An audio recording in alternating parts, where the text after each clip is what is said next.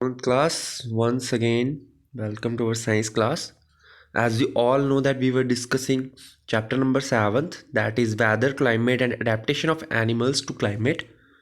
So last time we had read almost 3 pages, and from those pages we will start our today's reading, and this is it. So here there is a bubble here where it is written that I wonder why weather changes so frequently. What is the source of weather in the place? सो यहाँ पे एक बात हो रही है, वो बोल रहा है बच्चा कि मुझे ये समझ नहीं आता कि वेदर जो हैं वो इतनी जल्दी कैसे बदलते हैं, क्या सोर्स है वेदर का चेंज होने का। और उसके साथ साथ मैं एक और चीज़ आपको बताना चाहूँगा कि जिससे टेम्परेचर को मेज़र किया जाता है, आपके क्लाइमेटिक टेम्परेचर को, उसको आप मैक्सिमम मिनिमम थर्मोमीटर बोलते हो, ठीक है। सो कल मैंने लेबॉरेटरी थर्मोमीटर बोला था, उसमें एक करेक्शन थी कि एक्चुअल में वो मैक्सिमम मिनिमम थर्मोमीटर्स होते हैं, ठीक है, जिससे टेम्परेचर को मेज़र किया जाता है डे का, मिनिमम टेम्परेचर और मैक्सिमम टेम्परेचर।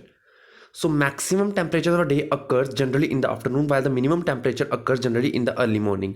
अब आपको यहाँ पे बताया है जो मैक्सिमम टेम्परेचर होता है वो कब होता है, आफ्टरनून में, और मिनिमम टेम्परेचर कब होता है, मैक्सिमम टाइम वो मॉर्निंग में होता है। Can you now understand why summer we feel so miserable in the afternoon and comfortable early in the morning. So अब आपको बोला है समर्स में हम क्यों कंफर्टेबल फील करते हैं सुबह सुबह, हालांकि दिन के टाइम हमें बिल्कुल भी कंफर्टेबल फील नहीं होता, हमें बहुत ज़्यादा गर्मी लगती है, क्योंकि उस टाइम क्या होता है, टेम्परेचर ज़्यादा होता है, पर सुबह का टाइम टेम्परेचर कैसा होता है, कम होता है। सो उन्होंने बोला है what about the times of sunrise and sunset, you know that in winters it becomes dark early and you do not get much time to play, are the days shorter in winter than summer. Try to find it out yourself by completing the project given at the end of the chapter. अब आपको यहाँ पे बोला है जब आप देखते हो सनराइज और सनसेट में भी चेंजेस आते हैं। विंटर्स में क्या हो जाता है, अंधेरा जल्दी हो जाता है और उस टाइम हमें खेलने का भी मौका नहीं मिलता है, ठीक है। तो क्या होता है 5:30 पौने 6 तक आपका जो अंधेरा छा जाता है। तो उसके बाद बोला है जब दिन छोटे हो जाते हैं और shorter in winter that summer, तो दिन छोटे हो जाते हैं और समर में दिन लंबे होते हैं। सो ये आपने सब जानना है जो आपको प्रोजेक्ट दिया जाएगा लास्ट में। अब नेक्स्ट है क्लाइमेट क्या होता है। सो मीटियोलॉजिस्ट रिकॉर्ड द वेदर एवरीडे। मीटियोलॉजिस्ट जो होते हैं वो वेदर को रोज़ रिकॉर्ड करते हैं। The records of the weather have been preserved for the past several decades. और जो वेदर होता है उसको तकरीबन कुछ सालों तक नोट किया जाता है। इससे जो उनके रिकॉर्ड्स होते हैं उनको नोट करने के बाद आपको बताया जाता है कि वहाँ का वेदर कैसा होता है, उसी के अकॉर्डिंग बताया जाता है। सो आपको बोला है जो एवरेज वेदर पैटर्न है, the average weather pattern taken over time, long time से 25 years, it is called the climate of the place. तो जब भी आप एक जगह के वेदर को नोट करते हो, मान लो 25 साल तक आपने लगातार उस टेम्परेचर को, उस जगह के वेदर को नोट किया, उसको आप क्या नाम देते हो, वो क्या है, क्लाइमेट है, ठीक है। तो जैसा वेदर कुछ सालों तक नोट करने के बाद रहता है उसको हम वेदर का नाम देते हैं। सो आपको बोला if you find the temperature of a place is high most of time then we can say the climate of that place is very hot. If there is also have an rainfall most of the days in time place then we can say that climate of that place is hot and wet. अब यहाँ पर आपको बोला है कि जब हम temperature की बात करते हैं और अगर मान लो उस जगह का टेम्परेचर मैक्सिमम टाइम ज़्यादातर हाई रहता है तो हम कहेंगे कि वहाँ का टेम्परेचर कैसा है, वहाँ का क्लाइमेट कैसा है, वो है हॉट है, गर्म है। सो अगर वहाँ पर हैवी रेनफॉल होती है, बारिशें होती हैं मोस्ट ऑफ टाइम ज़्यादातर, तो आप ये कह सकते हो कि क्लाइमेट वहाँ का कैसा है, गर्म है और वेट भी, ठीक है। गर्म और वेट दोनों, बोलेंगे ह्यूमिड है, उमस रहती है वहाँ पर। सो अब है in table 7.2 and 7.3 we have given the climate conditions of two places in India. The mean temperature for a given month is found in two steps. First we find the average of the temperature recorded during the month. Second we calculate the average of such average temperatures over many years. That gives the mean temperature. The two places are Srinagar in Jammu and Kashmir and Thiruvananthapuram in Kerala. अब यहाँ पर आपको बोला है कि यहाँ पर इन्होंने एक टेबल लिया है जो 7.2 और 7.3 है। इसमें आपको क्लाइमेटिक कंडीशन दी गई हैं दो प्लेसेस की जो इंडिया में है और उनका टेम्परेचर का एवरेज निकाली है उन्होंने, मीन टेम्परेचर निकाला हुआ है दो स्टेप्स में। उन्होंने पहले क्या किया है, एवरेज निकाला टेम्परेचर का उस मंथ का, फिर उन्होंने कैलकुलेट किया एवरेज टेम्परेचर कुछ सालों तक, ठीक है, कुछ सालों की एवरेज टेम्परेचर निकाला और उससे उनको गिवन टेम्परेचर का मीन मिल गया। अब उन्होंने इस तरह से दो प्लेसेस के नाम दिए हैं यहाँ पे, श्रीनगर इन जम्मू और थिरुवनंतपुरम। और आप इस टेबल को देखोगे तो आपको इजीली उनके बारे में डिफरेंस पता चल जाएगा कि जम्मू का क्लाइमेट कैसा है और कश्मीर का क्लाइमेट कैसा है, जम्मू कश्मीर का क्लाइमेट कैसा है और केरल का क्लाइमेट कैसा है। और आप ये भी देखोगे, we can say that Kerala is very hot and wet in comparison to Jammu and Kashmir. आपको एक चीज़ पता चल जाएगी कि केरल काफ़ी ज़्यादा गर्म रहता है और वहाँ पे मौसम थोड़ा सा गीला भी रहता है, दैट मीन्स उमस रहती है, ह्यूमिडिटी ज़्यादा रहती है as compare to the Kashmir. Kashmir में जो गर्मी होती है वो मॉडरेट होती है, ना ज़्यादा सर्दी होती है ना ज़्यादा गर्मी होती है, वैसा रहता है। और वेट क्लाइमेट कुछ ही साल के पार्ट में रहता है। So similar data for the western region of India. और कुछ सेम डाटा जो है वो वेस्टर्न रीजन का भी रहता है। जैसे आप बात करो राजस्थान की, सो राजस्थान में आपको मिलेगा the temperature is high during the part of the year. Rajasthan में आपको पता चलेगा कि टेम्परेचर कुछ पार्ट जो होता है एयर का उसमें टेम्परेचर कैसा रहता है, हाई रहता है। But during winters which last only for a few months, पर विंटर के टाइम पे जिसमें आप बात करते हो जो सिर्फ कुछ ही मंथ के लिए रहती है, वहाँ पर the temperature is quite low. उस टाइम पर टेम्परेचर कैसा रहेगा, लो। अब this region receives very little rainfall, वहाँ पर बारिशें भी बहुत ज़्यादा कम होती हैं राजस्थान की अगर आप बात करोगे। This is the typical desert climate. तो इस क्लाइमेट को बोला जाता है ये डेजर्ट क्लाइमेट है, जहाँ पे वेदर कैसा रहता है, ड्राई, और टेम्परेचर भी कैसा रहता है, थोड़ा सा हाई रहता है during day time. It is hot and dry, वो गर्म भी रहता है और मौसम वहाँ का ड्राई रहता है, खुश्क रहता है। The north eastern India receives rain for a major part of the year. जो नॉर्थ ईस्ट एरियाज़ हैं हमारे, जैसे असम आ गया, हमारा मिजोरम आ गया, मेघालय आ गया, ये कुछ ऐसे रीजन्स हैं जहाँ पे मैक्सिमम बारिशें रहती हैं। So therefore we can say the climate of north east is wet. हम कह सकते हैं कि नॉर्थ ईस्ट का जो क्लाइमेट होता है वो कैसा होता है, वेट होता है, गीला रहता है। वहाँ पे बारिशें पड़ती रहती हैं, दैट मीन्स वहाँ पे ह्यूमिडिटी कैसी रहेगी, ज़्यादा रहेगी। इन ओवर स्टेट, हमारी स्टेट की जब हम बात करते हैं, the climatic conditions are different at different places. हमारे जो स्टेट की क्लाइमेटिक कंडीशंस अलग हैं अलग अलग प्लेसेस में। जैसे जम्मू कश्मीर में at times shoot up to 46 degree Celsius. Jammu Kashmir में कभी कभी टेम्परेचर क्या होता है, 46 डिग्री भी क्रॉस कर लेता है। On the contrary in Ladakh temperature falls as low as -23 degree Celsius. और वहीं लद्दाख की जब हम बात करेंगे तो वहाँ का टेम्परेचर क्या हो जाता है, -23 डिग्री सेल्सियस। हालांकि ये जो आपकी बुक में जो डेटा आपको दिया हुआ है, ये बुक का डेटा तो बिल्कुल सही है, पर यहाँ पे जोग्राफिकल डिमार्केशन नहीं की गई है, क्योंकि आप जैसा जानते ही हो जम्मू कश्मीर एक सेपरेट यूनियन टेरिटरी बन गई है और लद्दाख से पहले ये सेम स्टेट में आती थी। सो अब आप जम्मू कश्मीर के जो टेम्परेचर होता है उसको लद्दाख के टेम्परेचर के साथ, क्लाइमेट के साथ आप कंपेयर कर सकते हो, क्योंकि ये दोनों अलग अलग यूटीज़ हैं, ठीक है। सो यहाँ पे टेबल था जिस टेबल की हम बार बार बात कर रहे थे। सो यहाँ पे आपको क्लाइमेट की इन्फॉर्मेशन दी है। जैसे जैन में मिनिमम टेम्परेचर जो होता है -2.3 डिग्री सेल्सियस इन्होंने दिया है, और डेली मैक्सिमम टेम्परेचर 4.7 हो सकता है। रेनफॉल 57 है। फिर फैब की बात की है उन्होंने, -0.6 टू 7.8। तो इस तरह से आपको यहाँ पर इन्होंने क्या दिया हुआ है, डेली का मिनिमम टेम्परेचर क्या होगा और डेली का मैक्सिमम टेम्परेचर कितना होगा और डेली रेनफॉल कितना हो सकता है, उसकी एवरेज दी है। और ये सब क्या है, एवरेज वेदर दी है, वेदर रिपोर्ट दी है, ठीक है। फिर क्लाइमेट की रिपोर्ट दी है उन्होंने, यहाँ पे इंफॉर्मेशन अबाउट क्लाइमेट है। यहाँ पर इन्होंने मीन भी निकाला हुआ है उनका, ठीक है। तो मीन टेम्परेचर यहाँ पर daily minimum temperature maximum temperature आपको दिया हुआ है, और फिर आपको मीन निकाल के दे दिया है कि किस टाइप का मीन होगा। 22.2 होगा मिनिमम टेम्परेचर और मैक्सिमम होगा 31.5। सो ये था। इस तरह से आप जब बहुत ही देर तक एक जगह के climatic conditions, that mean temperature को, ह्यूमिडिटी को, वेदर कंडीशंस को आप रिपोर्ट करते रहते हो, उसको उसमें क्लाइमेट का नाम दिया जाता है। फिर आता है क्लाइमेट एंड अडेप्टेशन। क्लाइमेट का बहुत ही ज़्यादा इफेक्ट होता है on living organisms. Animals are adapted to survive in the conditions in which they live. Animals living in very cold and hot climate must possess special features to protect themselves against the extreme cold or hot. Recall from your chapter, class 6 science book, the definition of adaptation.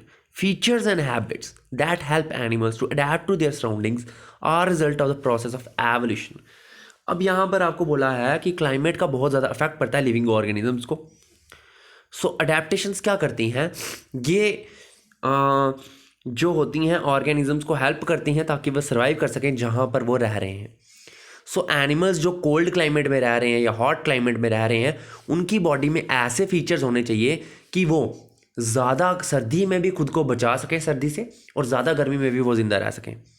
सो उन्होंने बोला है, अगर आप recall करो, याद करो अपने class 6 की डेफिनेशन अडेप्टेशन के बारे में, तो क्या होती है अडेप्टेशन? फीचर्स और हैबिट्स, वो फीचर्स और वो हैबिट्स जो एनिमल्स को हेल्प करती हैं to adapt to their surroundings, जिसकी वजह से वो सराउंडिंग्स में ज़िंदा रह सके, उस प्रोसेस को आप क्या बोलते हो? अडेप्टेशन। और ये किसकी वजह से आती है? एवोल्यूशन की वजह से। और एवोल्यूशन क्या होती है? जब आपकी बॉडी में कुछ चेंजेस ऐसे आते हैं जो कुछ देर के बाद आपको वैसा बनाते हैं जिसकी वजह से आप जिंदा रह सकते हो उस जगह में, उसको आप क्या बोलते हैं? एवोल्यूशन। जैसे मान लो एक जानवर है जिसकी बॉडी में बाल कैसे होते हैं? कम, तो वो गर्मियों में रहेगा तो वो ज़िंदा रह लेगा, लेकिन क्या होता है अचानक से वहाँ का जो वेदर है वो ठंडा हो जाता है और वहाँ पे वेदर की चेंजेस आना स्टार्ट हो जाती है, तो वो अब ज़्यादा ठंडा रहता है, गर्म नहीं रहता। तो क्या होगा उस ऑर्गेनिज्म में? मान लो 10 15 20 साल के बाद उसकी जो पॉपुलेशन है, उसके ही जो ऑफस्प्रिंग्स हैं, बच्चे हैं, उनकी बॉडी में हेयर ग्रो होना स्टार्ट हो गए, तो उसकी वजह से वो ज़िंदा रह पाएगा। वो उसमें क्या आ गई? एक वेरिएशन। और वो वेरिएशन किसकी वजह से आती है? एवोल्यूशन की वजह से। अब इन्होंने बोला in chapter 9 you will learn about the effect of weather and climate on soil. अब चैप्टर 9 में आप ये भी जानोगे कि कैसे वेदर और क्लाइमेट सॉइल को अफेक्ट करता है। Here we will study the effect of climate on the animals only. लेकिन इस चैप्टर में हम बात करेंगे कि क्लाइमेट जो है वो सिर्फ एनिमल्स को कैसे अफेक्ट पहुंचाता है।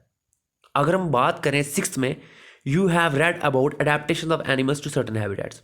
6th में आपने सिर्फ इतना ही पढ़ा था कि जो एनिमल्स होते हैं वो किस तरह से खुद को अडेप्ट करते हैं, लेकिन कहाँ पर? सिर्फ कुछ हैबिटेट्स में।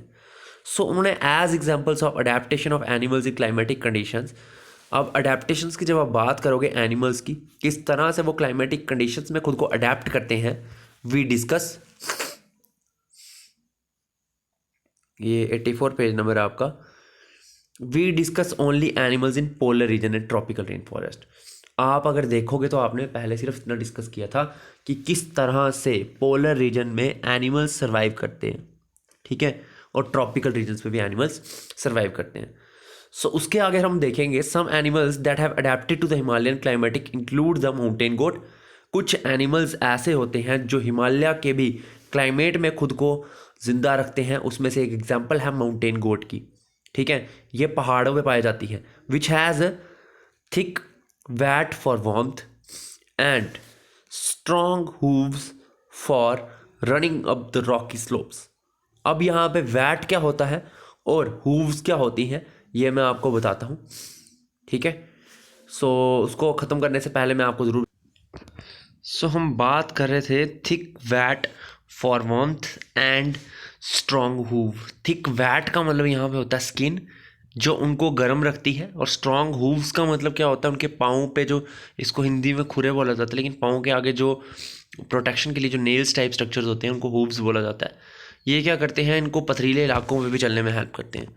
अब आ गया जो वाइल्ड याक होती हैं उसकी एक बल्की स्पीशी, बल्कि मतलब हैवी स्पीशी होती है, उसमें हाई कैपेसिटी होती है। और हाई कैपेसिटी मतलब किसी भी काम करने के, यानी थिक कोट, उसकी बॉडी में कोट कैसा होता है? थिक होता है। Which are the adaptations to high altitude of environment of Tibet. जो तिब्बत का जो इन्वायरमेंट होता है हाई एल्टीट्यूड का, जो काफ़ी ठंडा रहता है, उसमें ये हेल्प करती है उनको। सो ये वाइल्ड याक के बारे में और हिमालयन क्लाइमेट पे रहने वाली माउंटेन गोट के बारे में बात हुई थी पहले। सो याक की बल्कि स्पीशी है, उसकी वजह से उसकी बॉडी में थिक कोट होता है, उसमें वो हेल्प करता है उसको पहाड़ों पे रहने के लिए। इन्होंने बोला एज द नेम सजेस्ट, जैसा नाम आपको बताया जा रहा है, पोलर रीजन्स क्या होते हैं? Are situated near the poles. ये पोल्स में रहते हैं, और पोल्स आप जानते ही हो, दो मेन पोल्स हैं हमारे पूरे वर्ल्ड में, एक है नॉर्थ पोल, एक है south pole. Some well known countries, कुछ वेल नोन कंट्रीज़ हैं जो अच्छे से जानी जाती हैं, वो पोलर रीजन को बिलोंग करती हैं, जैसे Canada, Greenland, Iceland, Norway, Sweden, Finland and Alaska in USA and Siberian region of Russia. ये कुछ ऐसी कंट्रीज़ हैं जो बिलोंग करती हैं पोलर रीजन्स को। सो एग्जाम्पल्स कुछ कंट्रीज़ हैं जहाँ पे ट्रॉपिकल रेन फॉरेस्ट हैं, उसमें इंडिया आता है, मलेशिया आता है, इंडोनेशिया आता है, ब्राज़ील आता है, रिपब्लिक ऑफ कॉन्गो आता है, केनिया आता है, युगांडा आता है और नाइजीरिया आता है। अब हम एक एक्टिविटी यहाँ पे पढ़ेंगे। Take an outline map of the world. आपने मैप देखना है वर्ल्ड का और मार्क करना है पोलर रीजन्स को ब्लू में और मार्क करना है ट्रॉपिकल रीजन्स को रेड में। ट्रॉपिकल रीजन्स में आपको बता चुका हूँ, जैसे इंडिया आ गया, मलेशिया आ गया, इंडोनेशिया आ गया, ये कुछ एग्जांपल्स हैं। और जो पोलर रीजन्स आ गया, Canada, Alaska, Finland, Ireland, Iceland, Siberian region जो आ गया, ये है। अगर हम बात करेंगे अब पोलर रीजन्स की, so polar regions present and extreme climate. वो क्लाइमेट आपको एक्सट्रीम, बहुत ही ज़्यादा हार्ड क्लाइमेट प्रोड्यूस करके देते हैं। These regions are covered with snow, और ये मैक्सिमम टाइम स्नो से कवर्ड रहते हैं, and is very cold for the most of the year. और यहाँ पे साल के तकरीबन हिस्से में सर्दी ही रहती है। For 6 months the sun does not set at the poles. Even 6 months तक सन क्या होता है, डूबता भी नहीं है। While for the other 6 the sun doesn't rise, और 6 months तक सन राइज ही नहीं करता। तो वहाँ का टेम्परेचर कैसा होता है, the temperature can be as low as -37 degree Celsius. और वो टेम्परेचर जो ह्यूमन बॉडी का टेम्परेचर होता है उससे भी, उसका माइनस में, मतलब ह्यूमन बॉडी टेम्परेचर से भी 100 डिग्री सेल्सियस कम हो जाता है। सो एनिमल्स यहाँ के अडेप्टेड होते हैं टू दीज सेवियर कंडीशंस। इस कंडीशंस में अडेप्ट करने के लिए खुद को वो वैसा ही बना देते हैं। तो अगर आप देखो, let us see how they are adopted to considering the examples of polar bears and penguins. आप किस तरह से देखोगे वो किस तरह से खुद को अडेप्ट कर देते हैं। पोलर बेयर्स और पेंगुइन्स किस तरह से खुद को अडेप्ट करके वैसे रहते हैं, उसके बारे में हम पढ़ेंगे या देखेंगे। सो अब है, polar bears have white fur. Polar bears में क्या होती है, वाइट फर होती है बॉडी में, so that they are not easily visible in the snowy wild background, white background. तो ये पोलर बेयर आपको स्नो पे दिखाई नहीं देते क्योंकि इनकी बॉडी पूरी वाइट होती है। It protects them from the predators. इसकी वजह से क्या होता है, इनके ऊपर कोई जानवर अटैक भी नहीं कर सकता क्योंकि वाइट होते हैं तो स्नो में दिखाई नहीं देते। It also helps them in catching pray.